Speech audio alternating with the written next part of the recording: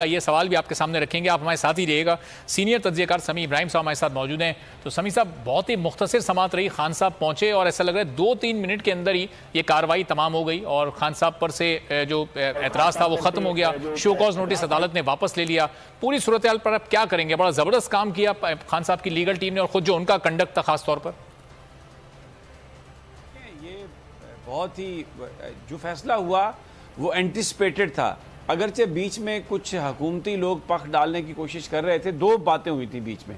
जब बयान हल्फी जमा करवाया गया था तो उस वक्त जो हुकूमती हामी मीडिया है उन्होंने ये एक इशू बनाया कि जी इसमें अनकंडीशनल अपॉलोजी का वर्ड नहीं है। हालांकि उस हल्फनामे में इमरान खान साहब ने कहा था कि जो अदालत चाहेगी मैं माजरत करता हूँ, मुझे अफसोस हुआ, लेकिन इसके बावजूद अगर अदालत कुछ और भी कहेगी तो वो मैं करने के लिए तैयार हूँ।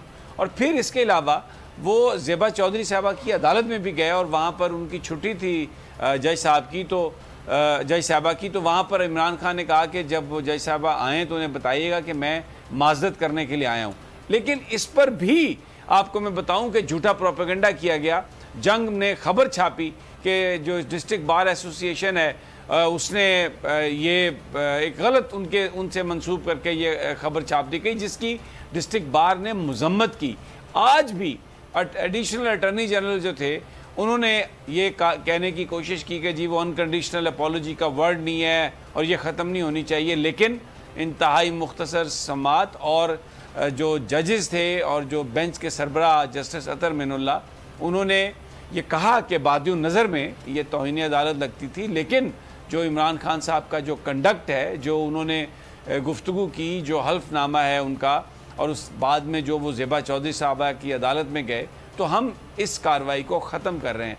तो अदालत ने जो अपॉलोजी इमरान खान साहब की जो एक्सेप्ट की, उससे अदालत का भी कद काट बढ़ा। और जो अदालत चाहती थी, इमरान खान ने बिल्कुल एक नेशनल लीडर के तौर पर बिल्कुल मिन्नोअन वही किया, क्योंकि अगर अदलिया की इज़्ज़त बरकरार है, अदलिया की इज़्ज़त मौजूद है, तो ये पाकिस्तान के आइन के ऐन मुताबिक है। तो इमरान खान ने भी एक नेशनल लीडर का किरदार अदा किया। जो उन्होंने अल्फाज कहे थे वो उनका कहना था कि उनका मकसद डराना या धमकाना नहीं था, वो एक लीगल एक्शन की बात कर रहे थे। लेकिन अगर इससे तासुर ऐसा उभरा है, अगर अदालत ये समझती है, अगर ज़ेबा चौधरी साहबा ये समझती हैं, तो वो माजरत के लिए तैयार है, बल्कि जो अदालत कहे वो करने के लिए, कहने के लिए तैयार हैं, इसलिए कि उनका मकसद जजेस को थ्रेट करना या खुदा न खास्ता तौहीन अदालत नहीं थी। तो आज ये मैं समझता हूँ पाकिस्तान के लिए एक फ़तह का दिन है।